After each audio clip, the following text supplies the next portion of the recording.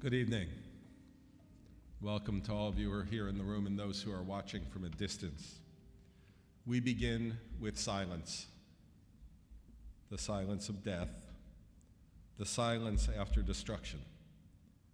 There are times when songs falter, when darkness fills life, when martyrdom becomes a constellation of faith against the unrelieved black of space about us. There are no words to reach beyond the edge of night, no messenger to tell the full tale. There is only silence. The silence of Job, the silence of the 6 million, the silence of memory. Let us remember them as we link our silences together.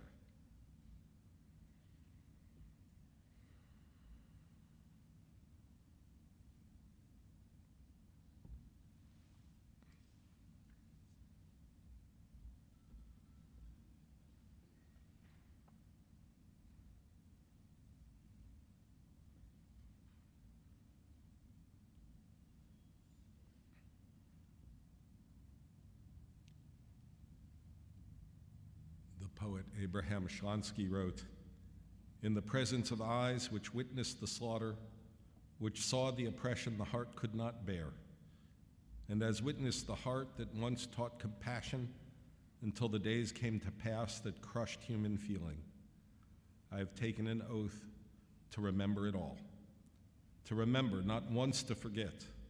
Forget not one thing to the last generation when degradation shall cease, to the last, to its ending, when the rod of instruction shall have come to conclusion. An oath, not in vain passed over the night of terror. An oath, no morning shall see me at flesh pots again. An oath, lest from this we learned nothing." So we kindle lights tonight. We kindle these candles here and there. We kindle them in memory of the 6 million Jews and so many more murdered by the Nazis and their collaborators. May the memory of the righteous be for a blessing. We invite all of you to come up onto the bima to light a candle in honor and in memory.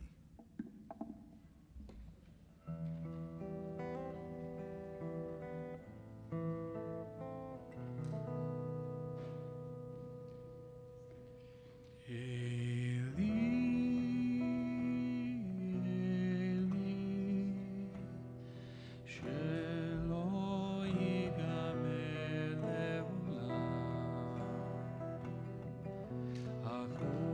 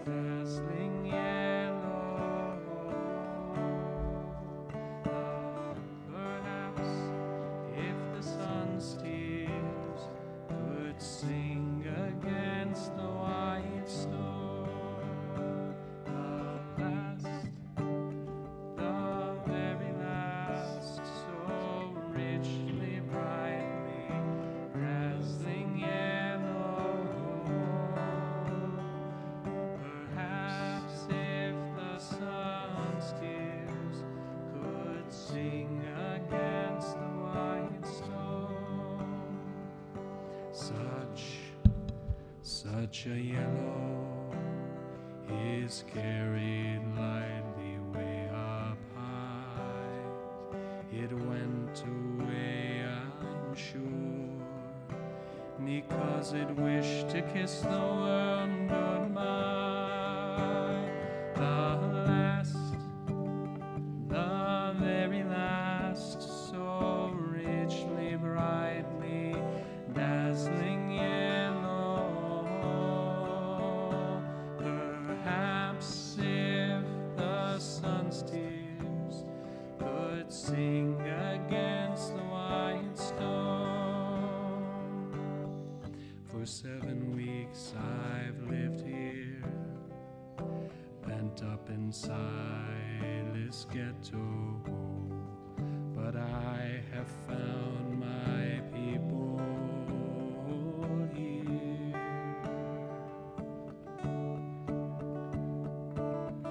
The dandelions call to me, and the white chestnut candles in the court. Only I never saw another butterfly. The very last, so brightly dazzling yellow. Perhaps if the sun's tears could sing against the white stone, that butterfly was the last one. Butterflies don't live here.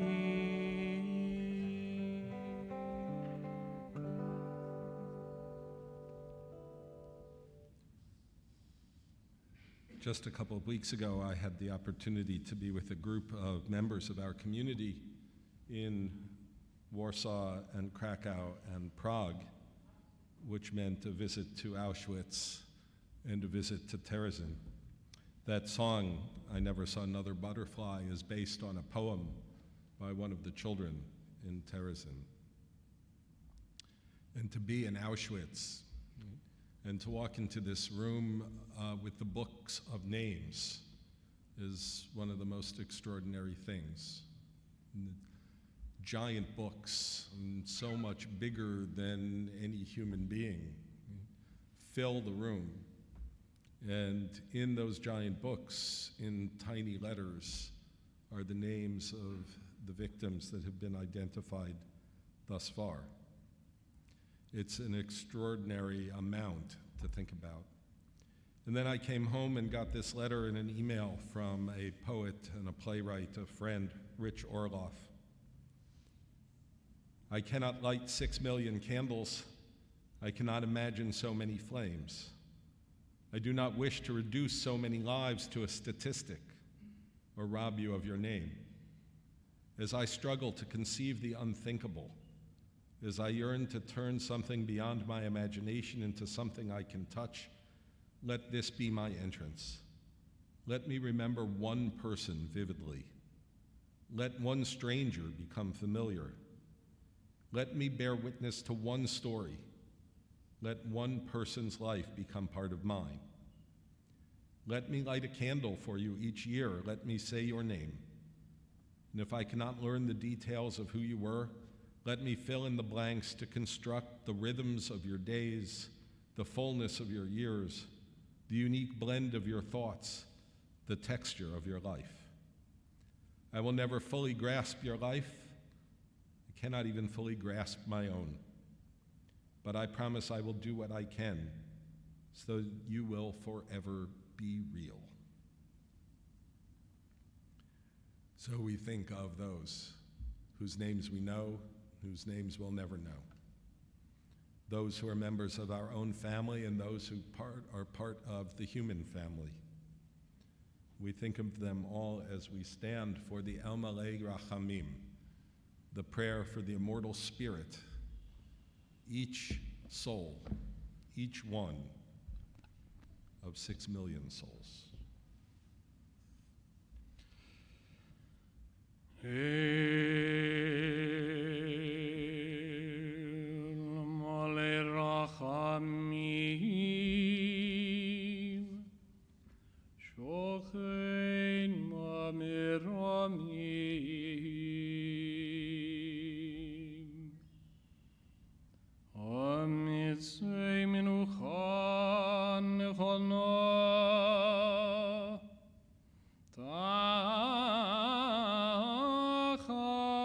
גונבי השכינה. במעלות קדושים וטהורים, כזוהר הרקיע מזהירים, את נשמות 6,000,000 אחינו וחיותינו שהרגו על קידוש השם. בעל הרחמים, יסתירם מסתר כנפו לעולמים, ויצרור החיים את נשמתם. אדוני הוא נחלתם, וינוחו בשלום המשכבם, ונאמר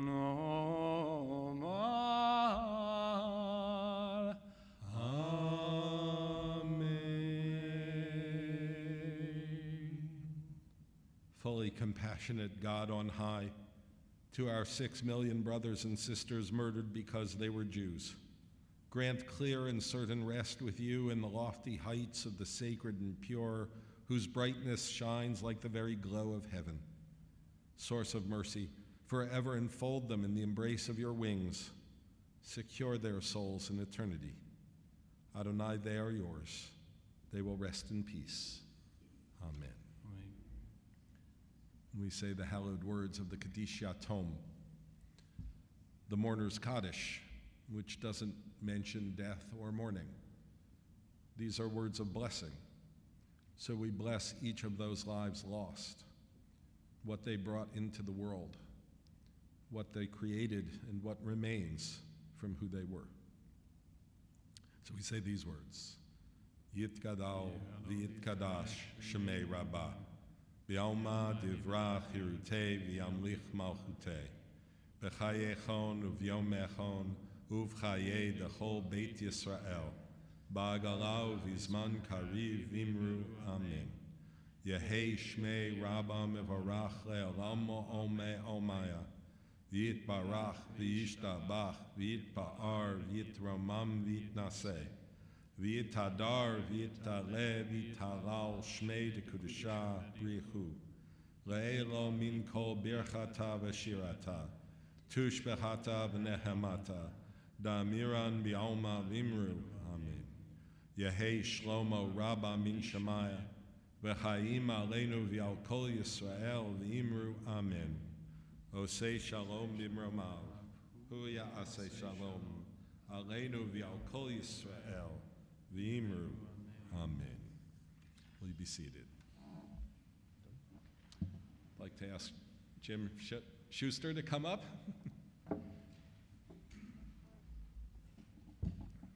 Thank you, Jim, as always, for making arrangements and helping us get to this moment. Thank you. Good evening.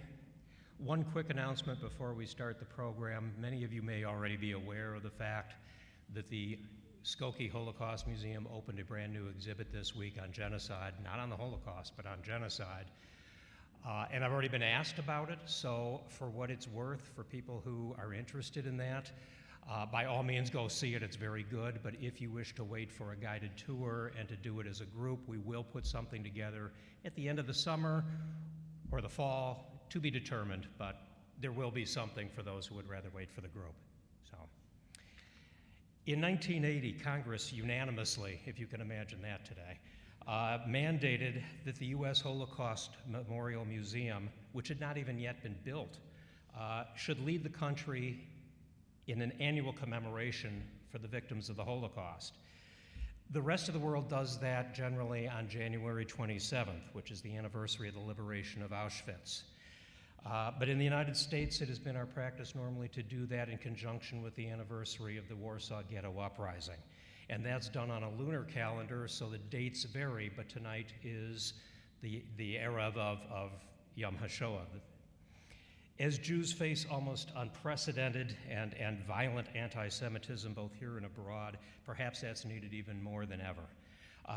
On the U.S. Holocaust Museum website, there's a survivor who's very active in their museum, a fellow by the name of Aryeh Efrath, who says, "It is my hope and the hope of all survivors that people will remember our families and reflect on the dangers of anti-Semitism and all forms of hate, and the importance of taking action to confront them. These lessons of the past are urgently needed now." Well, who better to help us do that than someone who lived those lessons? As the Holocaust recedes further into the past, we have fewer people left who can tell their story and impart those lessons. So I am truly honored to be able to present one of those survivors, one of those witnesses to you tonight. I've known Ida Paluch Kersz for, well, a good number of years now, and feel very privileged to be able to call her my friend. Hers is a compelling story. I'm not here to tell it to you. That's what she's here to do. I'm just here to introduce her to you. She will tell you her story. Afterwards, she will answer your questions, and then we'll be in the community room where you can extend your greetings personally as well as purchase her book, which will be available there. One other quick thing before we actually start. Ida's birthday was this past Friday, May 3rd. So on behalf of all of us, a happy birthday to Ida. So ladies and gentlemen, my friend Ida Paluch Kersz.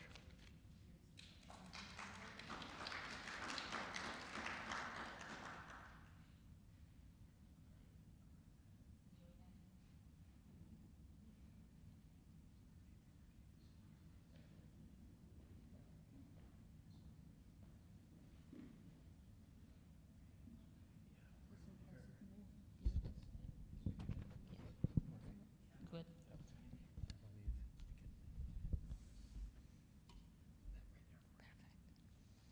Perfect.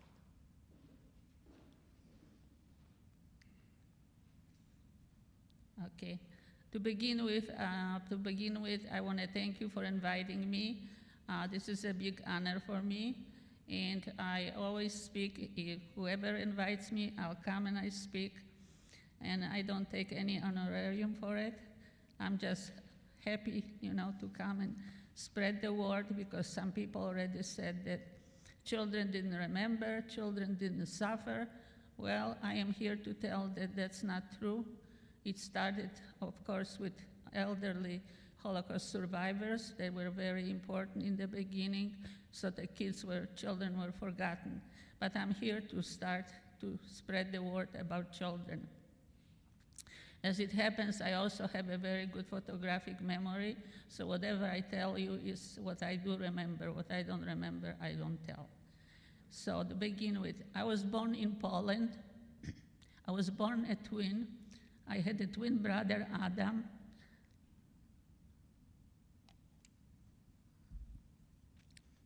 And an older sister, Genia. I speak so much that my voice sometimes hurts. So, can you hear me well? Okay. So, I was born in Poland, in a city called Sosnowiec. And when the occupation started in 1939, we were born May 3rd, 1939. 4 months later, there was the invasion of Poland, and their main goal was to destroy the Jewish nation. And that's why they built a lot of ghettos. You only know usually about the Warsaw Ghetto, but there were over 200 ghettos in Poland. And my memory comes to me in 1942, when we were herded into the ghetto in Sosnowiec, and there was a selection. There was Gestapo with those German Shepherd dogs to keep people in place.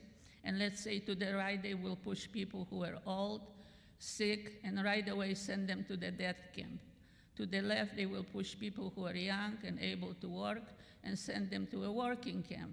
Doesn't mean they survive. And then they came to the mothers to take away their children. And my mother knew exactly what's going to happen, that she'll never see us again. So in desperation, she ran across the street. We followed her, my brother, my sister, and my mother jumped from a 3rd floor.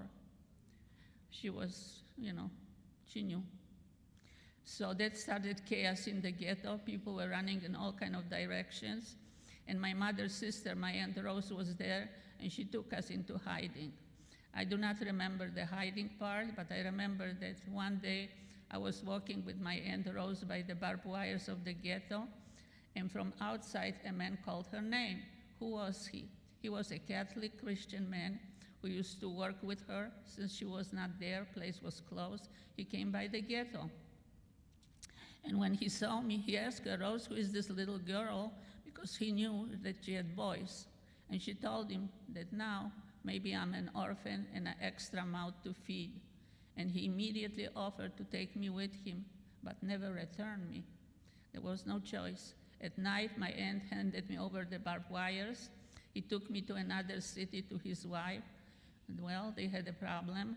They had to change my identity, so they baptized me and pretended that I'm their child. And when my dear Polish mother found out I'm a twin, she sent her husband back to the ghetto. The ghetto was closed. So I stayed with this wonderful family, and as you know, war is no fun. There was always starving. There was no food because the German army took away everything from the farmers, and we were always looking for food, but it was very, very hard. My Polish mother tried the best she could, and her husband too. So her husband decided that he's going to take a horse and a wagon and try to sell cigarette, tobacco, and vodka in the neighboring villages. As his business kind of went well, he invited his two cousins to come with him. As they came one day to a village called Odus, there was Gestapo waiting for them, and they shot all three of them. Only after the war I found out why, because my Polish father worked for the underground. Also, let me mention that my Polish mother, when she got me, she was already pregnant. And after the husband was killed, unfortunately, she had the baby girl that we named after the husband, Wilhelmina. And there was, of course, shortage of food. She couldn't feed the baby, so she decided to move in with her in-laws, my Polish father parents. And since my Polish father was the only child of the grandparents, Grandpa became a crazy alcoholic, a very dangerous one. He used to come home from morning till night drinking and trashing the house and chasing us. He wanted to beat everybody, and sometimes he really did. And well, my mother decided this cannot go on. So she decided she's gonna take 2 suitcases, one for me, one for her, and we went on the train to sell cigarette, vodka, and tobacco. And there was no fun being on the train because people were always running from one end of Poland to the other, hoping that it's a better place, a safer place. But of course it wasn't. At every train station, the Gestapo would come up to the wagon and were looking for Jewish people or people with no documentation. And sometimes when they found somebody, mainly Jewish people, they dragged them down to the train station, and they would shut them in front of everybody to teach a lesson, not to help. So, of course, I was very, very scared because there were also terrible things told about the Jewish people. It was told the Jews are not human beings, they are like worms, they are like rats. They also catch Polish children, kill them, and use their blood for matzah. Well, when I heard all those terrible things about the Polish people, I didn't know any Jewish people that was said by, even in the church was spread this terrible thing about the Jews. So I was very, very afraid of them. Things like that were told through the neighborhood and neighbors everywhere. So even during, like Purim they have some holiday, they will dress like Jews and pretend, making fun of us. Well, many, many times my mother and I were on the train, and sometimes, actually that happened one day, that we had packages laying around on the floor, our luggages. Gestapo came and pointed out to my package and asked, whose package is it? And of course, being a child, I said, this is our packages.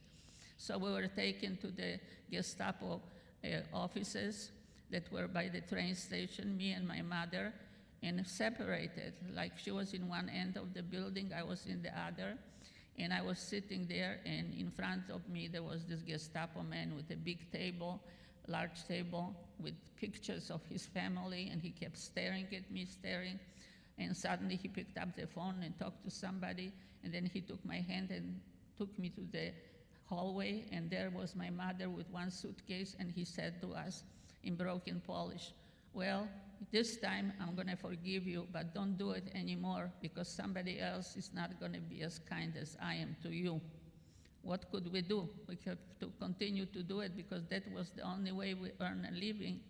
We didn't always get money. Sometimes we got a piece of sausage or a piece of bread. That's how we survive on it, by, the goodness of the people. Well, toward the end of the war, we heard rumors. Some people kept radios in their basement, and they found out that really the Germans are losing the war. And people were kind of wondering what's going to happen now. And one day it was very quiet, and all the Germans from our town, they ran away with packages, loading everything they could, taking out stuff that they stole from the Jewish people from the ghetto. Ghetto actually was behind our building. I didn't know about it.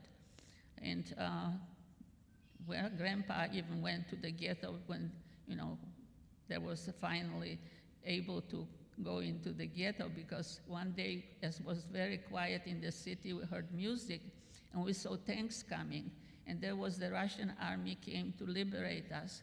Everybody was so happy. We were dancing in the streets and throwing flowers at the Russian soldiers, but of course they didn't stay too long because they were going toward Germany. And as you know, the Allied army was coming from France to join them, and as they went through Europe, they discovered those horrible places, the death camp, the working camps, and when they opened the gates and they found skeletons of people in crematorias, which the Germans wanted to, cover up their criminal behavior.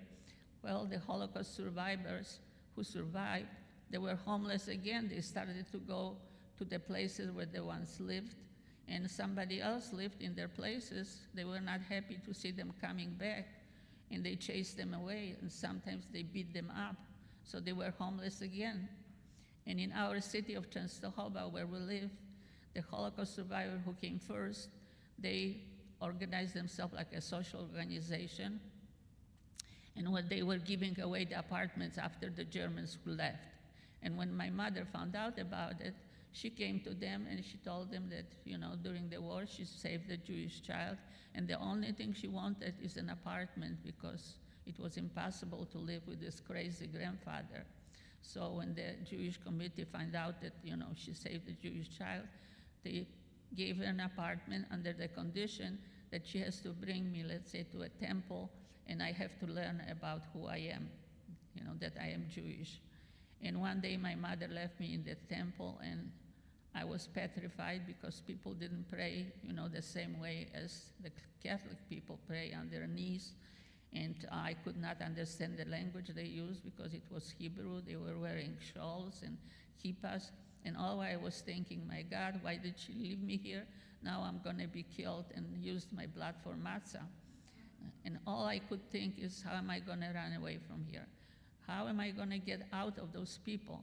And in the evening, when they finished the prayers, one lady, she ordered a horse with a carriage, and she took me, and she wanted to take me to another place. Actually, later I found out where she was taking me to a place where they were collecting Jewish children and sending them to Palestine at that time. Well, when we were outside on the street, I started to scream, "People, help me, the Jews are gonna kill me," and use my blood for matzah. They surrounded the carriage with sticks, and the woman, poor woman, was petrified, scared, and police showed up, lucky for her, and they asked her, "Why is this child screaming? Can you prove that she belongs with you?" And she had to open her purse to take out the document. She let my hand go. I jumped out of the carriage, and where did I go? I ran straight to grandfather, because why did my mother left me with those horrible people?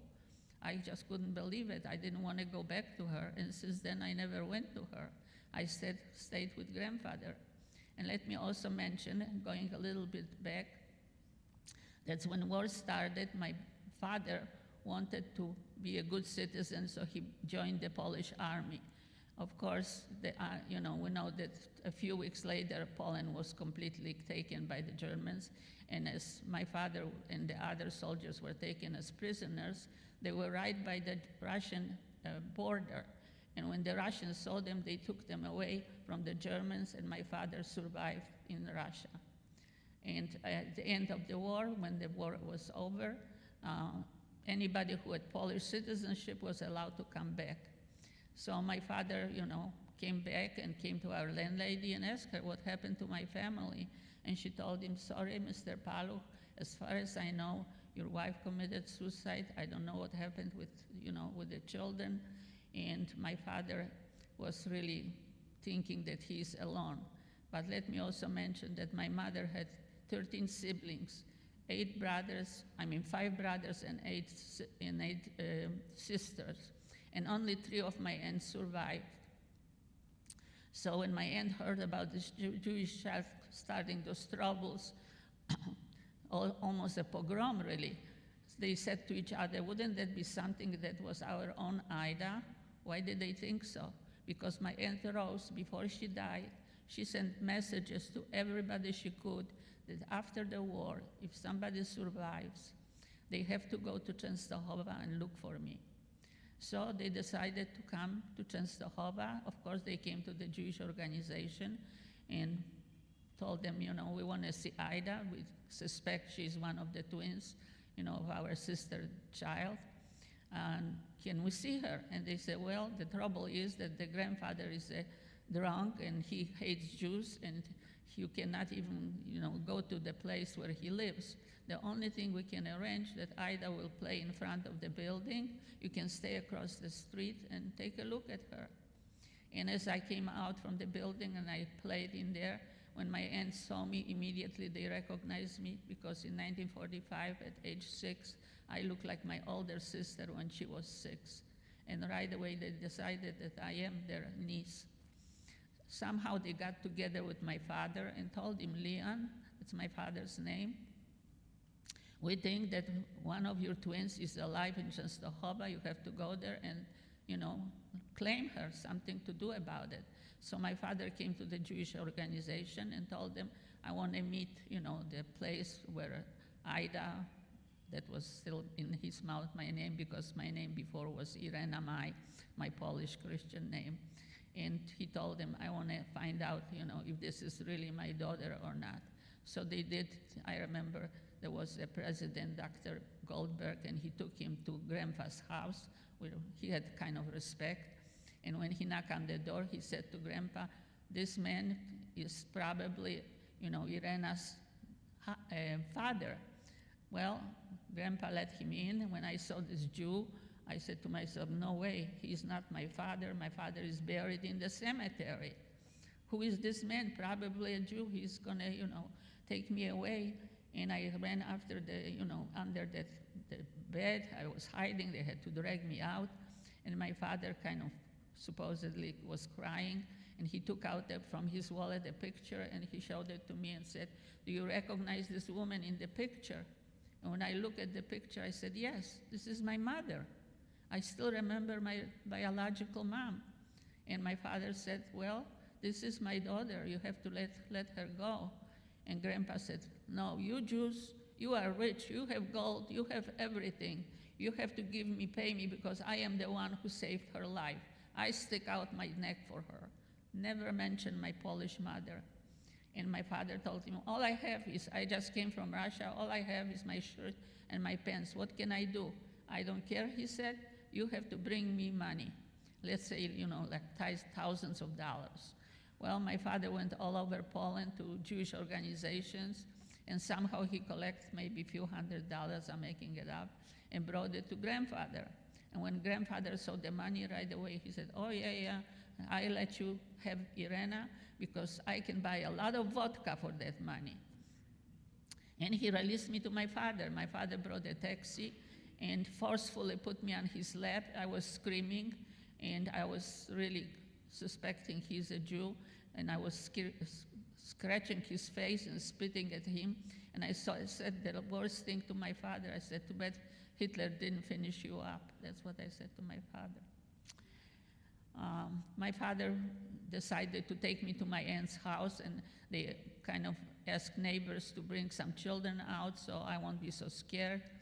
Well, I don't remember playing with the children at all. I just remember when I woke up in the morning, I touched my neck. I always had a chain with a cross on it. It was not there. My father took it off. Well, now I felt like even God has forsaken me. I stopped talking, I stopped eating. My poor father didn't know what to do, but somebody told him, "Why don't you put her in an orphanage?" And he did. He put me in an orphanage. It was actually a Jewish orphanage where they collected Jewish children who some Christian people have them during the war, but after the war, nobody claimed them or nobody knew where their children are. So this Jewish organization kept them in this orphanage, hoping that to send them to Palestine. Well, I was there a few months. I don't remember actually how long. A few months later, my father shows up. He's taking me out of the orphanage, and he got married. He got married to a really mentally sick Holocaust survivor from Auschwitz who really hated me. I don't know if he told her that he has a child or not, because she was really, really mean to me. And sometimes she told me, "How come you survived and my children are dead?" That's what she was telling me. Well, she was hiding food from me. She was really very, very strange. And I have to go through this part with her and not knowing, not accepting my father, that I'm Jewish. Took me a long time to, as I matured, I finally figured out that this is my father, and that was, Holocaust and so on. So he put me in a Jewish school. At that time in Poland, right away in the beginning, right away after the war, there were even Hebrew schools. But when the communists took over, they closed the Hebrew schools and they made one Jewish school, which was completely, not Jewish. They kind of taught you Jewish language, but nothing about history of Jews. I was even making fun of it because, when there was a map of United States, there was only two rivers, Mississippi, Missouri, and United States, and nothing else. And then when there was a newspaper, they always showed caricatures of the president and other people. So I didn't know who they really looked like. Well, our main goal when Israel became Israel in 1948, that we want to leave Poland and go to Israel. And we asked for a visa. We begged for a visa, actually. Some people got them very quickly, and we were kind of one of the last one. Finally, in 1957, when Israel said, "Let my people go," we got the visa, and in 1957, when I was 17, we came to Israel with a boat. And when I came to Israel in the city of Haifa, and I looked around, it was summer, April, it was beautiful. People were kind of running around, kind of happy and friendly. And my father discovered that his brother is alive. So my stepmother, of course, didn't want me to go with them wherever they were signed up. So my uncle and my aunt, they took me into their place, and they had two little girls that I fell in love with them, and they fell in love with me. That were my cousins who I am in touch with until today. Well, my problem was that in Israel they speak Hebrew. I did not know Hebrew. But the government arranged that some kibbutzim will take the immigrants in, but under the condition that we work half a day and we study half a day Hebrew. And I came into a very nice kibbutz called Geba. I really liked that place very, very much. And everybody was really very kind to me, knowing that I am a Holocaust survivor. I liked it. I liked to stay in there, but I couldn't because I was not a member. But in the meantime, I also, my mother's cousin, Guta, she lived in Netanya, and when she found out that I have to leave the kibbutz, she invited me to Netanya, and I stayed with her for a while. And I used to have a camera. and I used to go, looking for a photo studio where I can develop the camera. And there was this very nice, kind man in the photo studio, and we started to date, and eventually I got married. And I continued studying Hebrew, and I got very, curious. I still remember I have a brother and a sister to look for, so I went to all kind of official institution where they were registering, and I was looking for the names for my brother and my sister, but unfortunately I did not find them in Israel. So in 1963, I got a letter from Chicago. My 3 aunts, out of the 13 siblings, my 3 aunts survived, and they wrote me a letter, Ida, why don't you come to the United States? There are so many opportunities, and we are such a small family. We invite you to come. And in 1963, I came to Chicago, where they lived, with my 3-year-old daughter and my husband. And guess what? I did not speak English. So I had to go to night school and study English because, many times I went to the supermarket to buy food, and that was dog food or cat food. So I knew I have to really, really strain myself and really, really study. And as I was working, I have to find a place for my daughter to stay in a kindergarten or something like that. And a very kind woman, as I was walking once with a buggy, invited me to, that my daughter can stay there, and she will wait until I, earn some money, and then I'll pay her. And my first jobs were in a factory, Shure Brothers, which is still working place. And I was doing some kind of assembly work. And one day they were counting how many, I forgot what the name, but they were counting how many pieces of equipment is ready to be sent out and how many are ready, functioning. And they invited a few of the workers to do it, the inventory, and I came out with the number 1. So when I came out with number 1, they said, oh, you are very talented. Everybody told me that. And I said to myself, I don't want to work forever in the factory. And I heard that, there is something starting now, computers. If you learn about computers, you'll get a very good job. So I started to look for the computer school, and there was an IBM school in downtown Chicago. So I borrowed money from my coworkers, and I started to study that computers. They were very, very, the beginning of it, if there were cards, there was nothing like we have them today, screens and so on. But I learned it very quickly. The only problem was that everybody knew how to type. In Poland, our schools have no typewriters. So that was for me, what am I gonna do? I already spent so much money for that course. So I went and I bought a computer, and there was instruction how to learn to type. Don't look at that keyboard, just do it, out of, just looking at it. And in a few weeks, I learned how to type, and I became very good at it. And I came out of the school with a diploma. When I got the diploma, I started to look in the newspaper, how am I gonna find a job? And there was one job that interested me, and I went for an interview, and when the man saw that I have a diploma, he said, you hired, you're gonna be the supervisor. Because all the girls that work for me, they don't know anything. You're gonna teach them how to do it. So I became the supervisor, and 3 months later, the girls say, Ida, you should get a raise because you're already here for 3 months. So I went to the man and I said, I need a raise because I'm working here for so long. And he said to me, is that what you learn in the United States, to get a raise? And he fired me. Next day, I went through the newspaper to another place. They hired me with open arms. And right away, I got the raise that I hoped to get. And from then on, I continue getting, new jobs and more demand, that I learn more about what I'm doing. And eventually I end up working with CPA firms, and I have to go to night school. I went to Oakton Community College to take out some courses in accounting and in bookkeeping, and I made much, much more money.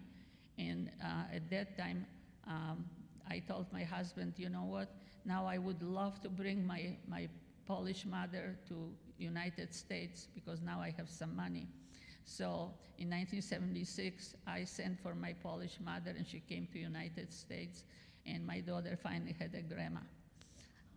And my daughter bought a Polish-English dictionary so she can communicate with her.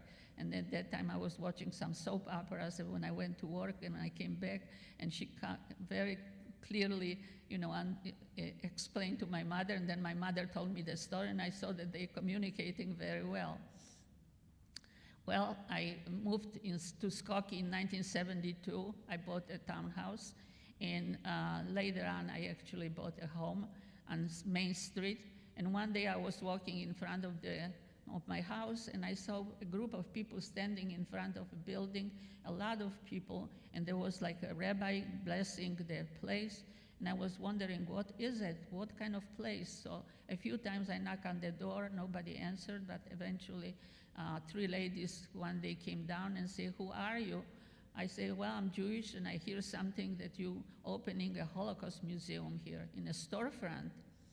And I say, "Why are you opening the Holocaust museum?" They say, "Because 1978, you know that the Nazi party wanted to walk in Skokie because of the Holocaust survivors. The majority were there.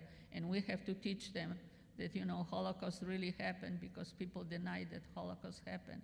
And Ida, could you please volunteer for us? We need help, anything we can."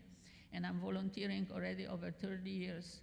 Right now we are in the wonderful building that is #1 in the United States, Illinois Holocaust Museum, where I work, When I was working at the museum in 1991, in the previous one, they told me that in New York, there will be hidden children gathering in Marriott Hotel. And I thought, wow, this is a place I should go because maybe I'll find my brother and my sister. So I went to New York, and there were a lot of people there with, documents and pictures. This is the picture that I got. This is a miracle that I got, this picture that you see right here on the wall. My mother, before they closed it, mail said, I'm sorry. I was lucky because obviously my mother sent this picture to United States to her aunt here in Chicago.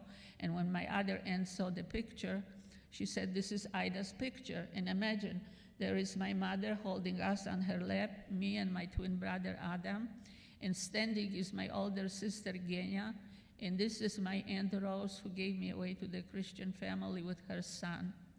So I was amazed, and a lot of people were putting also pictures and documents, and they were kind of lucky because they found friends and relatives. Nothing happened, nobody wrote anything under my picture that they remember my family. But then on the side, I heard people speaking Polish. So I joined the group, and I asked them, "Who are you? Where are you from?" And they say, "We are from Warsaw." And our Polish parents, now, after 50 years, they are telling us that we are Jewish. They loved us before, but, Christian people don't want to go to the other world with the sin.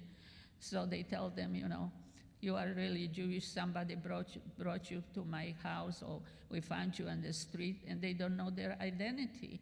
So they organize themselves in Warsaw, and they say every week somebody comes with the same story. They tell us that they don't know who they are. How do we find out? And I thought to myself, well, this is a place I should go and look for my brother and my sister. Maybe I'll find them in Poland. And before I decided to go to Poland, I got a newspaper from my classmate, and it's a Jewish newspaper, like monthly or so on, and she wrote on top of the newspaper, "Ida, you have to read it, this is very interesting." And there was this big title, "Hidden Children Still Looking for Their Identity." And there was also a picture of a young man standing there, and as I look at the picture, and I also have a picture of my grandparents, which is another miracle that I had. And I saw a lot of similarity in this face of this young man, and I brought the picture to the wall to, compare. But I didn't do anything because I was afraid of, that this is not probably the truth. Maybe, I'm afraid to make a mistake. But eventually I did got in touch with the lady who interviewed those people in Poland, and I asked her, can you tell me more about this man that you have the picture and you wrote about him? And she said, Ida, he has no memory. He has different name, I have different name. And she said, it's gonna be very hard for you. I said, that's okay, give me the phone number. I wanna call Poland by myself. So she gave me the phone number, and I called Poland, and a young man answers the telephone, and I say, can I please speak to your father? He said, my father is in Warsaw today. I said, tell him when he comes home to call me, because I suspect that your father may be my twin brother.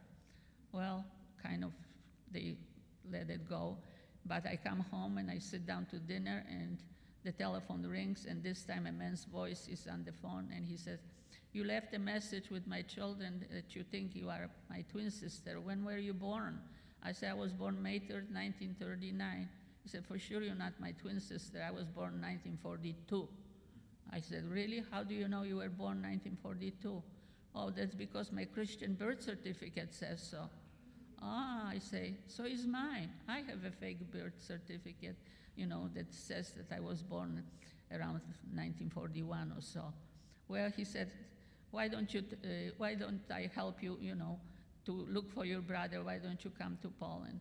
I said, how about if you send me a picture from the youngest age you have, because I have the picture of us sitting on our mother's lap, and if you remember anything, let me know. No, I don't remember anything.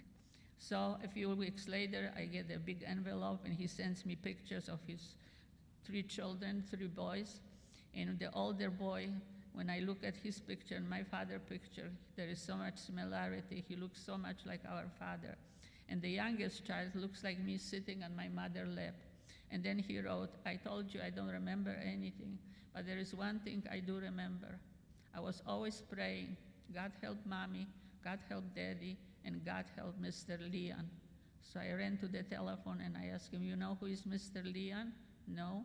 Well, you were always praying for our father. His name is Mr. Leon. And we started to cry because now we kind of understood that we did find each other. And I told him that I have to come to Poland and meet him, and he decided that he's going to call the Polish television and record us as we meet in Warsaw Airport. And I'm going to share it with you, this video, how we meet for the very first time in Warsaw. And I hope that after that you're going to ask me some questions, because how many, half an hour, I cannot tell everything that happened. It took me 53 years before I found my brother.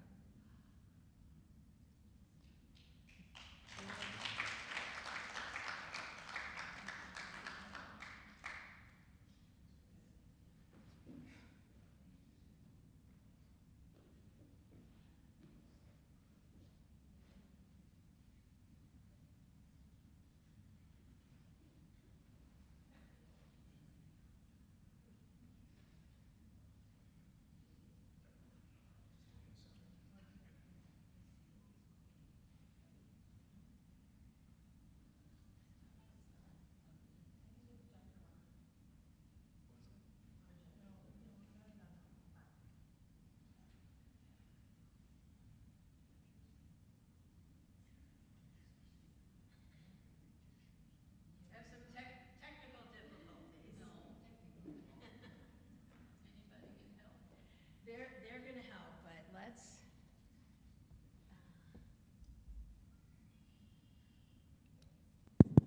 If anybody has a question, I'll come and you can. We'll start the questions, and as soon as the video comes, we'll see, and then we'll take a break. Yeah, you can stand right here.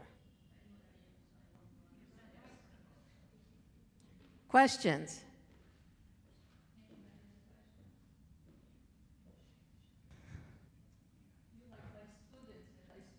There. They always want it has to be, thought, why don't you ask one question, one start, and then others start. Well, I see Bob has one, but I'm going to give you the microphone. Do you belong to a synagogue now? No, I don't. Okay. Okay, any questions? Do you celebrate the Jewish holidays? Yes, I do. And you I eat- celebrate. And you ate matzahs? Of course I eat matzah. I love matzah. I even make matzah bra. Oh, yeah.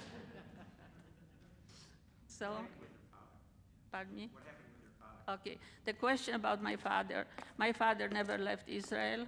He stayed in Israel when I left. Okay, let me also mention about my brother.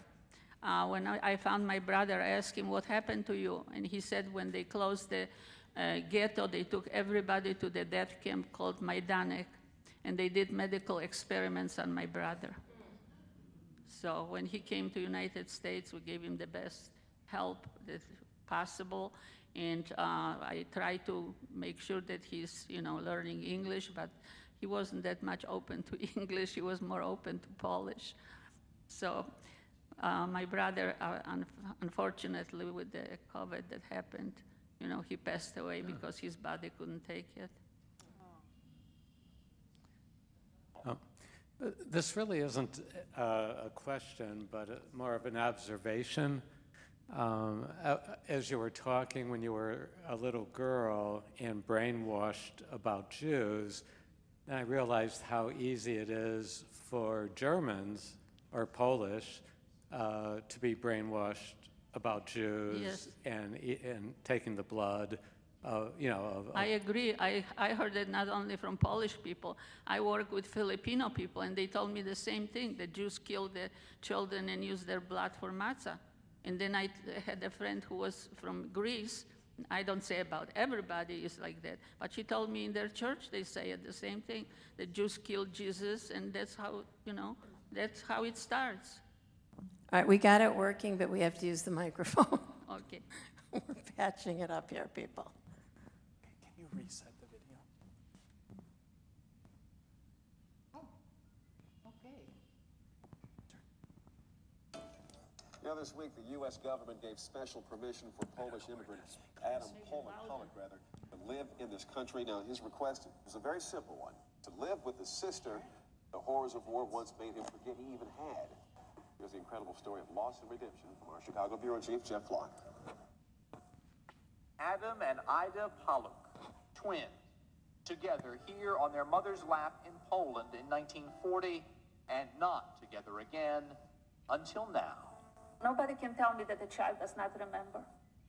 If you're not in shock like he was, you do remember. Though she was only 3, Ida Paluch remembered it all. The ghetto, being ripped from their parents, the Christian couple who adopted and saved her. Adam Paluch remembered nothing. Nothing of his family or the concentration camp where he ended up. They both spent the next 50 years searching. I asked them, what is my name? What is my name? They never told me. By 1995, Ida had all but given up finding her twin. Then a friend sent this newspaper article about other Holocaust survivors seeking their families. In it, this picture of a bearded man from Warsaw. When I saw the article, I brought the picture to the wall to compare, and I saw this is exact match. She saw a resemblance to this picture of her grandfather. I was in shock, and I was thinking to myself, is it really possible that now, when I'm 55, I'm going to find my twin brother? Because I always felt that if I survive, he might have survived too. In the beginning, he called me like once in 2 weeks. Then we called each other every week. Then we called each other every day. At the end, we called each other 3 and 5 times a day. We thought we were going to go crazy. Not long after, the two people who many thought were crazy for dreaming of a reunion lived it. Adam Paluch would normally have had to wait 10 years or more for the okay to live in this country. But the U.S. government, moved by this incredible reunion, has given special permission now for him to live and work here. It's a miracle. We call it 2 miracles. One that we survived, and the other that we found each other. All my life, I feel like I'm missing something. Me too. You know? I celebrated the holidays by myself, my birthday by myself. Finally, when I found him, it's like I found a piece of me. I'm Jeff Flock, CNN, in Skokie, Illinois. Well, they won't be celebrating alone anymore. Ida and Adam Paluch join us now with more on their reunion story and their search for yet another sibling of theirs. They're in our Chicago Bureau this morning and in our Washington Bureau this morning. Genealogist John, who conducts lectures and workshops on just how to trace your roots. Good morning, all. Thank you very much for coming in and talking to us this morning. Ida and Adam, let me ask you one question. When you were watching the tape we just showed of your reunion, what were you thinking? What were you feeling? That finally it came through. Finally, you should never lose your hope. Did you ever lose hope at any point? Pardon me? Did you ever lose hope at any point? No, I didn't.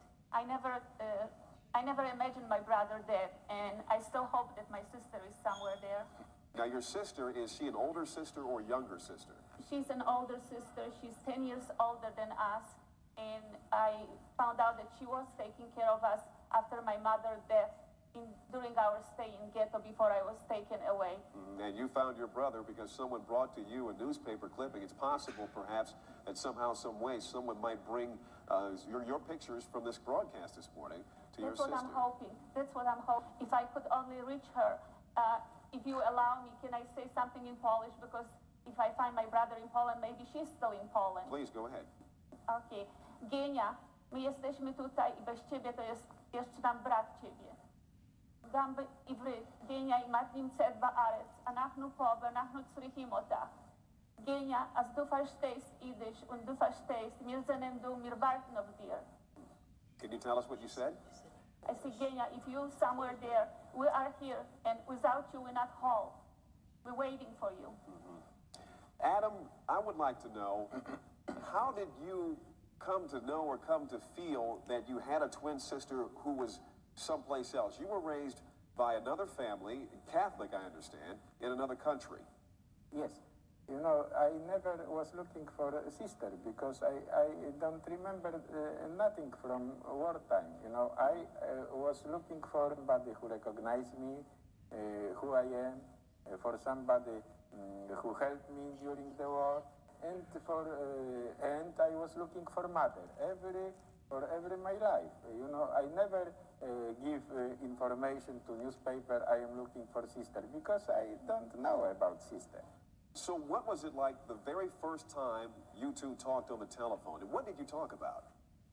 You know, the first talking with Ida was very difficult because she told me I am your twin sister, and I asked her about age, and she told me she is 3 years older than I was, you know, and this was very stranger for me, and from beginning I didn't believe for that, and after when we changed opinion, I started to believe, and the most important was my son, my middle son, told me, Father, this is for sure your family because look for the pictures, what she compared, you know, own pictures from childhood and the picture who I received from Ida. Yes, you can see them. This was matching. Yes, you can see that resemblance there. Now, John Coletta in Washington, you've probably heard this kind of story a number of times. Well, this is a bit more extraordinary than most, really? I must say. A lot of people are doing genealogy and finding cousins or family relatives, but rarely is it as spectacular a story as this one. This is extraordinary. Tell me, listen, since we have Ida and Adam standing by there, what kind of advice would you give them for their search right now for their other sister? Well, the 20th century research... At the end of it? See if we get any more questions. There'll be more questions. We have a time for a couple more questions. And we do have a little oneg, and we have books for you to purchase. So, questions? I would just like to say that Ida continues to teach and spread the message. I'm taking her to Poland with 32 people, mostly students from Montana, non-Jewish students from Montana. So Ida, she is a gem. Yeah. Wow. Oh. Did I find about my sister? No, I never found anything about my sister, no. Other questions? Well, Ida, we want to thank you. We thank everyone for being here. So do I. Thank you very much for having me here. And Ida has her book. We have June Hirsch's book, and some people made some of the recipes from that book, from survivors, and we have that book to sell as well. So we'll be here, and if you have any other questions, come see Ida, come see me. Yeah. Thank you, everyone. Yeah, thank you. And if you're interested, my book that I wrote with the help of Danny Spangen here, stand up, Danny. He helped me with my book, really. Otherwise, there were no book. And after that, there is a documentary. They came from Germany. How many what? I don't know how. Oh, the shoe collection. Yeah, I continue collecting miniature shoes because I'm kind of Cinderella. During the war, that wasn't really funny. I have no shoes, regular, normal shoes. Whenever I grew, my mother cut a little piece in front and put some newspaper or schmattes, and that's how I was just freezing, and that's how we survived, and I never saw a doctor, and I still survived, so there has to be a reason why I survived, that I, can tell that it happened, it really happened. And God forbid, it can happen again. Thank you again. Thank you. We'll reassemble.